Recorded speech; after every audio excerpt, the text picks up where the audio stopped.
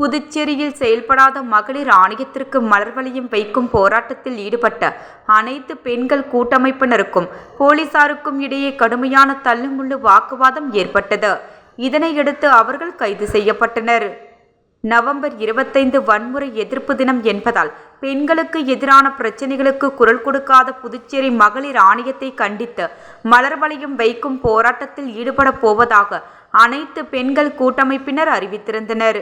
அதன்படி இந்திரா காந்தி சிலை சதுக்கத்தில் ஒன்று திரண்ட அனைத்து பெண்கள் கூட்டமைப்பினர் மாநில துணை செயலாளர் உமா தலைமையில் கோஷமிட்டபடி மலர் வளையத்தோடு ஊர்வலமாக சென்றனர். அவர்களை தடுத்து நிறுத்திய போலீசார் மலர் வளையத்தை அப்புறப்படுத்த முயன்ற போது பெண்களுக்கும் போலீசாருக்கும் இடையே கடுமையான தள்ளுமுள்ளு வாக்குவாதம் ஏற்பட்டது. தொடர்ந்து போலீசாரை கண்டித்து அனைத்து பெண்கள் கூட்டமைப்பினர் கோஷம் எழுப்பியபடி போராட்டத்தில் ஈடுபட்டதால் அனைவரும் கைது செய்யப்பட்டனர். இதுகுறித்து அவர்கள் கூறும் பொழுது, புதுச்சேரியில் தினமும் பெண்களுக்கு எதிரான வன்கொடுமைகள் மற்றும் போதை பழக்கம் உள்ளிட்டவை அதிகரித்து வருகின்றது. இதனை புதுச்சேரியை ஆளும் என்ஆர் காங்கிரஸ், பிஜேபி அரசு கட்டுப்படுத்த வேண்டுமென கேட்டுக்கொண்டனர்.